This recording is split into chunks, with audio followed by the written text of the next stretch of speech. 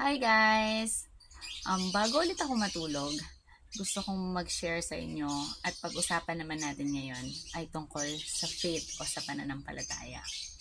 So mag-share ako sa inyo ng dalawang klaseng pananampalataya na nabasa ko sa Bible at identify natin. Kasi iniisip siguro natin kung gaano ba dapat kalaki yung pananampalataya para pagbigyan tayo o sagutin ng Lord ang ating panalangin.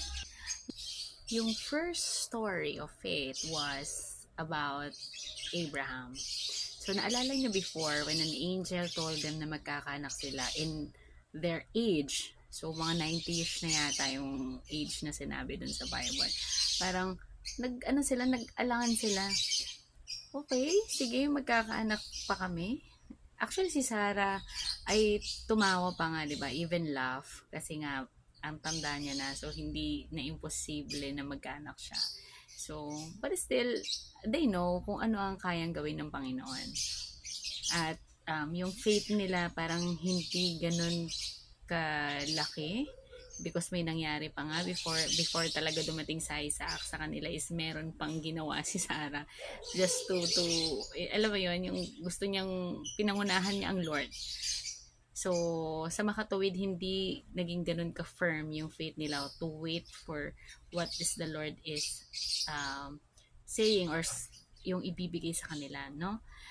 At pero kahit ganun pa man, na hindi ganun ka talagang ka-firm at kalaki yung kanilang faith na magkakaroon sila ng anak, binigyan pa rin sila ng anak. And not only one, but buong generation, isang generation ang binigay sa kanila. Di ba? Imagine kahit maliit lang yung faith nila is nagkaloob pa rin ng Lord ang kanyang sinabi. Yung pangalawang faith naman na kikwento ko is yung tungkol sa Gentile. Itong Gentile na to ay pumunta kay Jesus kasama yung mga discipleship niya. At yung anak ng Gentile doon sa bayan nila ay may sakit. Sinabi niya kay Jesus na yung anak ko po may sakit. Sabi ni Jesus pupuntahan niya, pero ito ang sinabi niya. Panginoon, hindi mo na po kailangan pumunta sa bayan namin o sa bahay ko. Kasi dito pa lang, kapag sinabi mo na gagaling ang aking anak, ora mismo ngayong sa oras na to ay gagaling siya. Naniniwala ako na mapapagaling mo siya kahit hindi ka pumunta sa bahay ko. So, yun yung faith niya, no?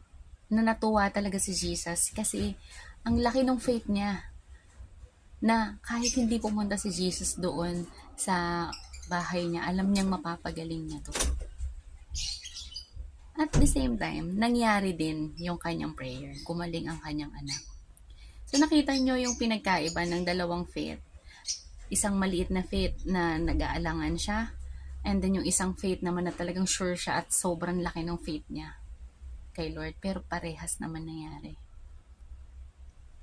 So walang sukat ang faith.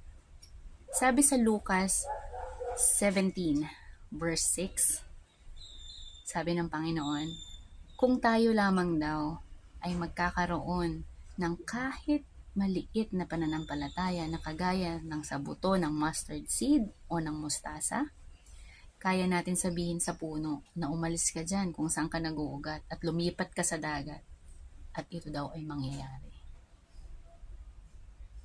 Diba? Sobrang amazing. Samahan natin ang dasal, ang ating pananampalataya at kilalanin natin ang ating Panginoon dahil walang imposible sa Kanya. Yan lamang po. Don't forget to read your Bible to know more about Jesus. Good night.